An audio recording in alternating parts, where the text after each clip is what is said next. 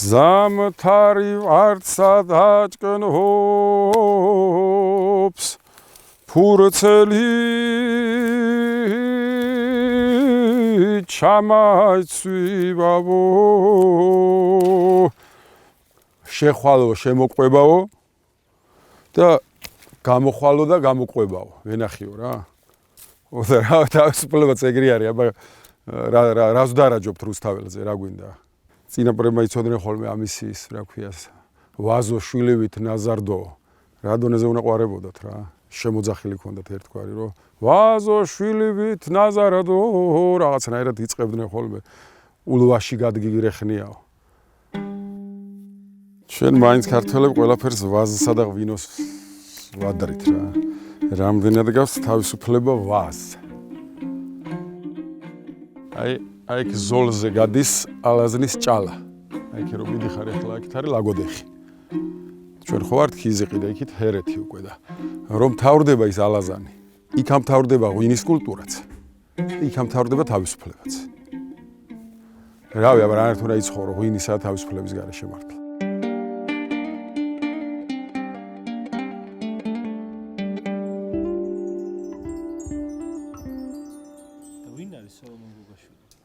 ყველაზე მეტად არის ავი აქაური კაცი აი ახლა სადაც ვართ აი ახლა ეგეთი კითხვა არც მომისმენია რომ არ დაგიმალო რა ყველაზე მეტად ვარ აი აქაური აი ალალი გულით რო თქვა ყველაზე მეტად აი აქ რომ გადავყარი ჩემ ტანსაცმელსა და ამოვიცმევ და ჩავიცმევ რაც მინდა და რასაც მინდა რომ ვაკეთებ და როცა მინდა რომ ვიძინებ როცა მინდა ვიღვიძებ აი რასაც მინდა რომ ვაკეთებ მართლა აი ყველაზე მეტად ეგ ადამიანი ვარ ეს ქიზიყი თვითონ რაღაცნა ყველა ხო ამობს რომ მაინც კახელები ხართ ის ხართ ძალიან გახსნილი ხალხი ცხოვრობს ძალიან განსხვავებული იუმორი აქვთ აი ერთ ყისი ერათ ისე აკენწლის რომ ვერ გაიგებ აი ხუმრობაში და არც გეწყინება რა მეორე მართლა უბატონო იყო თავადური გვარი არ არსებობს გამორბოდა აქეთ თუ ვინმე დაჟე დააშავებდა რამეს რაჭიდან არიან ჩამოსულები 113 გვარი იყო არბოშიკში 113 გვარი წარმოიდგინე რა. ჯერ მარტო მდიდარი კუთხე არის და მდიდარი სოფელი არის, გაიგე და მეორეც თავისუფლებული იყვნენ მეფის დროსაც. იმაში ფისკალური შეღავათები ჰქონდათ, ესენი გადასახადს არ იხდიდნენ. რა თქმა უნდა, ამაში კიდე რომ ომებში ძლიერები რო იყვნენ, იმიტომ იყო ეს ამბავი, რომ ფსიხის აღება უნდა და თუ პირველი შეტაკება მესხები და ქიზიყელები იყვნენ ხოლმე ამ ამბავში.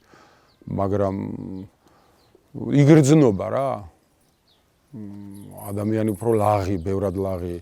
მე ხელოვნება, აი ჩვენთან ეგეთი არის, ან აი თუ არის ვინმე ისეთი რო გაჩნდება, არის ჰამლეთ გონაშვილივით, სანდრო ახმეტელივით, ვანო სარაჯიშვილი, რავი, რამდენი ჩამოვთირ ოსმანი, მეტი რა გჭირდება რა. ძალიან მსუყეები არიან, აქ თუ არიან, აი ძალიან მსუყე ხალხი. აი არბოში კი არის სითამამე. ყველაზე თამამი სადაც ხარ და აქედან წაღებული სითამამითაც სხვაგანაც თამამი ხარ. თორემ ძალიან სითბოში გამზარდეს ჩემებმა და სიყვარულში და იყო რა თქმა უნდა ეხლა ის ბედურებები ძროხები მოგპარეს მხედრიონის პერიოდში 20 სული ძროხა. გამწარებული მამა ჩემი მახსოვს, პაპა ჩემი მახსოვს. დენი არ იყო, მართლა არ იყო, გაზი არ იყო, რავი, სულ ავტომატების ხმა ისმოდა რავი. გარშემო ზეიმის ამბავში ვიზახი რა. მე აქ გადაიხადეს ჯაბა იოსელიანის დაბადების დღეც კი გადაიხადეს. ეგენი იყო, მაგრამ საბოლოო ჯამში მეგობრებით, სპორტი გვიყვარდა, მე სწავლა შევიყვარე, სახში სითბო იყო, სუსტუმრები იყვნენ, სუ. გაუნელებლად მოდიოდნენ სტუმრები და პირიქით სითბო რა. პროფესია, ვისწავლე გეოგრაფია დავამთავრე ბაკალავრიატი, მე დემოგრაფია მე ასპირანტურას დავამთავრე და საკანდიდატო სადოქტორო თემა არ დამიმტკიცეს. მე მქონდა უცხოური წყაროები საქართველოს მოსახლეობის შესახებ. ჟან შარდენი, არქანჯელო ლამბერტი, ჯუზეპე მილანეზე, რავი, კასტელიც და არაქელ დავრიჟეცი და ასე შემდეგ, ბევრი რა, მე-16-მე-18 საუკუნე მქონდა და. და მეთქი დავწერ ბალე, მაგ იმას მეთქი რას ამობენ ჩვენზე უცხოელები, ერთი ვინა ვართ, რა ვართ, ბიბლიოთეკაში ვიჯექი რა და მუზეუმი ხონია სოლომონი. სადაც ერთი წინაპრების არამე დაგვრჩა ქვევით სახლი ხო გვაქვს ძველი კიდე და სულ აქ ამოტანილი. ძველი არის ეს ძალიან მოხნის დროს ჩვენ საგვარეულო ნაკვეთი შემოვარდა ეს არის გვიან ბრინჯაოს პერიოდისა მახვილი ეს ამისი ნაწილი არის წინ ცხვირი ხო? ეს ამისი იყო რამდენი წლისაა? 2900-3000 წელი უწევს ალბათ რა მესადმი როგორ შეიფასა იქ უბრალოდ? ეს გვიან ბრინჯაოს პერიოდი ალაზნის კულტურას ეძახდნენ იმ პერიოდისაა რა ეგეთი ზევიდან მახვილი არის რა რაღაცა ვერ გავყევი რა და პროფესია შეიძლება ეგა ყოფილიყო წავედი მე ლატვიაში საცხოვრებლად რა რიგაში ვცხოვრობდი 1.5 წელი და რა ვერ არისო ჩემი იქაც კარგი იყო ძალიან ბევრი მეგობარი შევიძინე ძალიან ბევრი გამოცდილება ვიმღერე გემზეც ხმელეთზეც ზღვაშიც მაგრამ ვერ ისე ვაკეთე თან ეს რანაირიც აგვაქვს ხო იცი ის კაშკაშებს აგ და იქცა ძალიან დაბლა არის აი და აღარ ანათებდა ეს მზეები ვეღარა სურომზე სეცები ეგრევე ხარი ვეღარ გავაჩერე ისეც მაგაცობა დამრჩა მეორე სამშობლოსავით მაგრამ მიყვარს ლატვია მაგრამ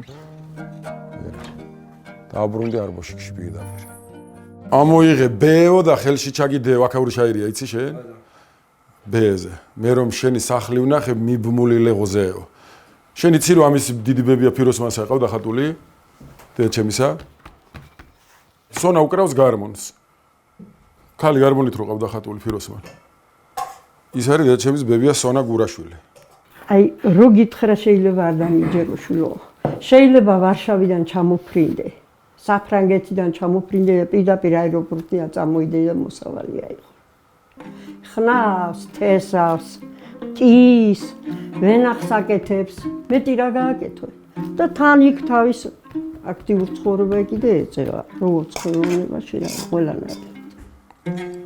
ჩოყარო? კი ბატონო, შეგიძლია. და ჩემ მაგრად ვღერის, უბრალოდ მამა ჩემი რაც გარდაიცვალა აღარ ამღერის ხოლმე რა. მაგრა, აი ფანტასტიკური გემოვნება აქვს რა. დილით ამამავალ მზეო ხმელეთ დაიხედეო იცი თქვენ ეგ სიმღერა შენ ბათულაი ბიჭოილა დიდხანი ცოცხლეო ყველა მღეროდნენ აქ სამეზობლოში სამღეროდნენ ზოგადად გოგაშვილები ბევრი მღეროდნენ მაგრამ ჩემი შტო არა მამა ჩემი და პაპა ჩემი არა აჰა ბატონო ჩემო უბანში სულ ხალხური სიმღერა მესმოდა მაგრად მღეროდნენ მაგრამ მორიდებული ვიყავი რა აი მესამე კურსზე რო გადავედი, იქ ჩემი ძმა მე ჩემი მეჯვარე გახდა, ის რაჭველი ბიჭი, მან წამო ანსამბლს აკეთებსო, ნუგზარა კურცხალიაო, მაშინ ერისიონის სოლისტი იყო ის ცხონებული და ანსამბლი იმას ქნა თუ რა ქვიაო, შენც მოდი ანსამბლშიო რა. ჩვენებურები რო გითხრა, 60-მდე ქვეყანაში ვიყავით და 500-ზე მეტი კონცერტი გვაქვს ჩვენი შნოთი გაკეთებული. აი არავის კაპიკი არ მოუცია რა. რაღაცნაირი ბიჭები ვართ, სხვადასხვა ჩვენებურებიც იმითო დავარქვით. სვანები, იმერლები, მეგრელი, ფშავი, აგე ქიზიყი, ორი რაჭველი.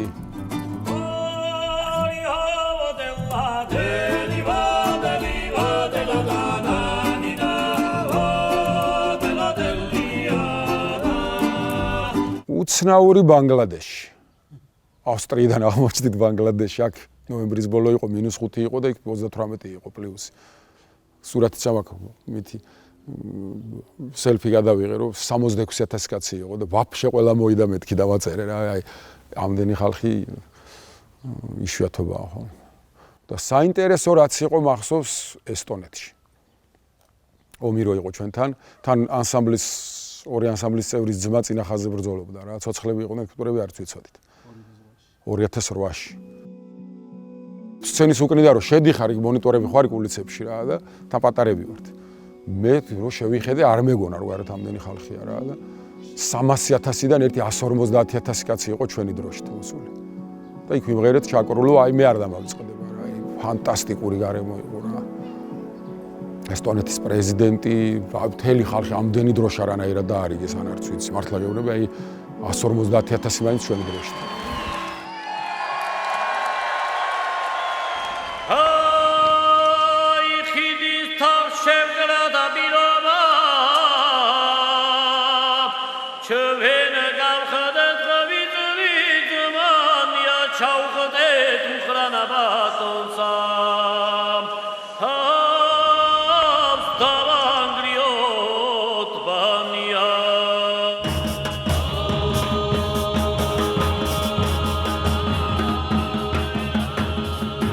28 ნოემბერს რომ ამოვიცი შარვალი და გამოვარდი, თავისით ეგეთი არ მქონია. აი 12 დეკემბერს მივხვდი რომ იგივე შარვალი დავდიოდი რა.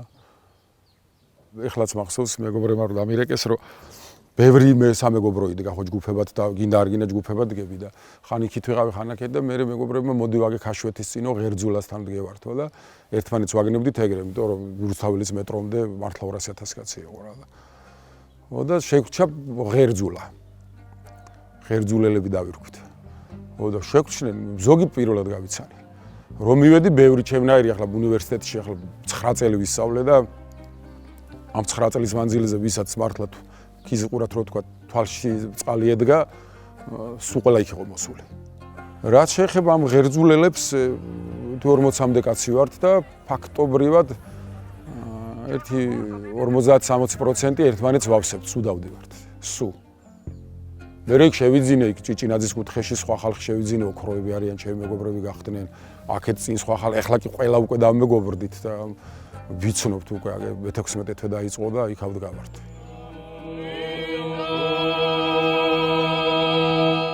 რუსთაველზე თავისით მოვიდა სიმღერა. აი ესე თავისით დაიბადა, იქით დათო შუღლიაშვილი დგას. აქეთ ანსამბლ ადილეის ბიჭები, აქეთ ჯეგე ჩემი ჩვენებურებიდან, დები ჟვანიები, ნინო ქათამაძე, მალხაზა ერქვანიძე, ხანუშიკიშვილი მოდის და თავისით აი ესე მან ღერძულასთან რო ვიდექით ქაშვეთის წინ რაღაცნაირად შევგროვდით და ოდე ერთ სიმღერა ვთქვათ რა, შევხედეთ ერთმანეთს და დაზანზარდა თავისით რუსთაველი. ლურცა იხარო იმ ტერმა ჩვენზე და არც არა გაუხარნიაო და აი მოფრინავს სიმღერა რა.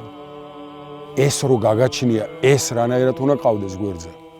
რანაირად მოდის კაცი რომელიც მიიღებს და მიდის და ხელფასზე მაბიზღებს. რანაირად უნდა დააბიზღო დათოლომიძე ახლა ამ სახში აქ ერთი 500 შერნა ქეიფარი მარტო. 3 ბოკვერი ბიჭის მამა არის. ჩემი დიზაინ მელანოსი კლასელია. ვიღაცა ვახო დაბრუნდაშვილი დაადგა და დაადგა პირზე და ტიპს 5 წელი და 6 თვე მიუსაჯეს. რანაირად უნდა გააკეთო. ეგ პარალელურ რეჟიმში რანაირად უნდა მოხდეს ამ ქვეყანაში. მე მანდა მაქვს, მან ვხდები ცუდად და მე მაღონებს და ეგ მაწუხებს. ძალიან ცუდად გამოჩნდა ეგ ამბავი რა. რა ორბელიანზე ვუკრავ და 200 მეტრში მაღლა რო ზანზარებს და პოლიცია გვეხოვა და ოჯახით ავარდი, გეგონება იქ არაფერი ხდება. აბა რანაირად უნდა იყიდო შენ მანქანა მე იმფულით. მე ვერ ვატარებ, არ ვიცი, აბა მე ეგეთი წინაპრები მყავდნენ და მე ეგრე გავიზარდე. და მე ეგრე მიმაჩნია რომ დავჯდე და ჭიქაც რომ მიურტყა, უნდა ვიყო მართალი. ან საერთოდ არ უნდა წავიდე არც უფრასთან და არც სხვაგან რა.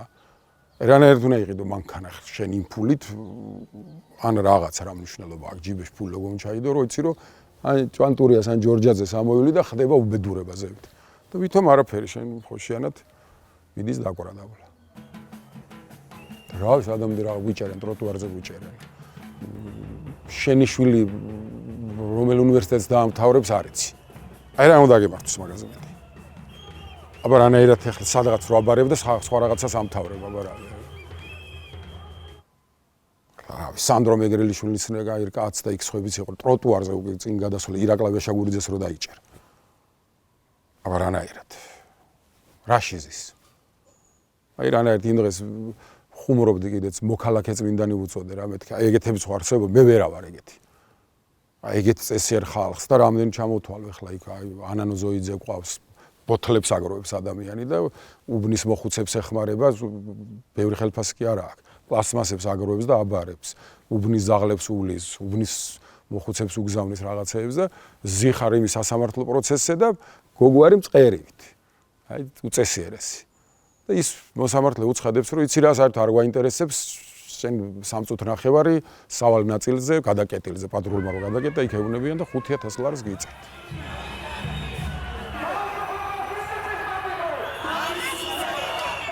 ერთი მოხდა უკრაინის ომზე, რომ ძალიან ცუდად ვიგრძენი თავი. ბავშვები ნახევრად უკრაინელები მყავს და აი ძალიან ცუდად ვიგრძენი თავი, ვაღიარებდი, რომ ვიცოდი მათ თავს რა ხდებოდა. თან 2009-ში როცა მე გავიცანი საცოლე და როცა დავახლოვდით, ეს დონბასის მხრიდან იყო და ჩვენთან ომი ახალი მორჩენილი იყო და ვერ ვარწმუნებდი ბიჭო. აი რუსები ჩვენი მეგობრები და შენ რას ბიჭო ვეუბნებ დედაქალაქში დაგვბომბეს, მეძინა ვაზისუბანში და ტელევიზორი გადამოვარდა იქვე ძველი სამხედრო ბაზა იყო კომუნისტების დროინდელი და ისიც კი დაბომბეს თქო. დედაქალაქში მეთქი. მე 2014-ში რო დაიწყო იქ ამბავი და პოროშენკოს დროს. მე წავიდნენ ისინი დონბასის მხრიდან. მაშინ თქვეს რომ ბიჭო აი ესე და 20-22-ში რო დაიწყო მე ბოდიშებს მიხდიდნენ. ნუ მეთქი რაღა ბოდიში ახლა თქვენ თავზუბედურებაა. აი ეს არის რუსები მეუთხარი, აი მეც მაგას ავყვებოდი. ჩვენთან უბრალოდ 5-7 დღე გაგრძელდა და იქ ჯოჯოხეთია რა.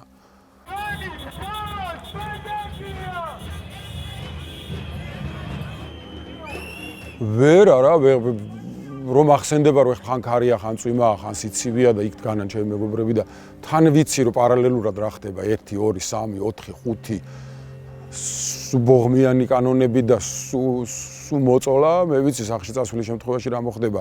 ერთადერთი ადგილი ახლა რაც მუშაობს ეს არის პატარა თავისუფლების კუნძული რუსთაველი და რო ვიცი რომ ჩემები დგანან და ამდენი თვე იგავატარე, ვეღარ ვჩერდები რა. მაკედან სახში შემოსვლელი არავინ არ არის, ას დარჩა და შაბათობით უყურებ რომ 10-15,000 კაცი თავისუფლად გამოდის ისევ და სულ მცირე დასავლური სიოც რო დაუბერავს, მანდ ისევ გაივსება 200,000 კაცი ისევ გამოვა. ვერ შევეგუები ეგრე მაბიზღარა ქვეყანას. ვერ შევეგუები ადამიანი ქუჩაში დაიჭირონ. ახლა აი ჩემთვის 1-2 წლის წინ რო ეკითხათ, მართლა სიზმრაშიც ვერ ვნახავდი რა. ვერ შევეგუები რომ შვენ რაღაცნაირად მოვწყვიტონ იმ დასავლურ რელსებს, რაც მართლა ჩვენია. მთელი დედამიწა მიყვარს, კაი დედამიწელი ვარ და ყველა ჯიშის ხალხი მიყვარს და ყველა ბევრ ქვეყანაში მყავს მეგობარი რა, კანის ფერიც, სქესიც, რელიგიაც ასე შემდეგ, მაგრამ რა ვიცი ახლა ყველაზე მიღებულად და ადვილად მაინც ევროპაში გრძნობ თავს რა. როგორ შეიძლება 30 წელი რასაც ზიადიდან და მერაბიდან და მანამდე ილიადან და ასე შემდეგ ვეტრფოდით და გვინდოდა, შენ ერთი ხელი მოუსვა და იცი რა არ ვარგა და ჩვენ ახლა არ გვინდა თურმე იქ. ვერ შევეგუები.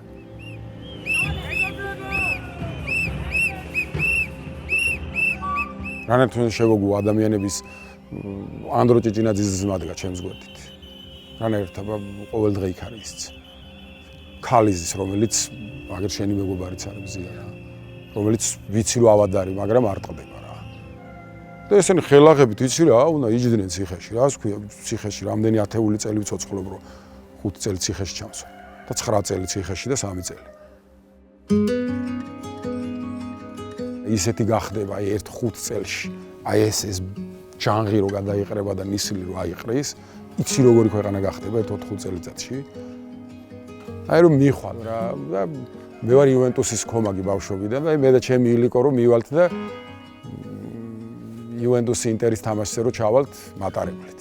აი ეს იქნება საქართველო მე გეტყვი. და დედა ჩემზე მაგარი კომაგი როა თამამად რომ მეტყვის რომ მოდი რა შვილო მე დასასვენებლად მივდივარ. ჩემი პენსიით მივდივარ დასასვენებლად. ერთ კვირაში ჩამოვალ. რატო არ შეიძლება?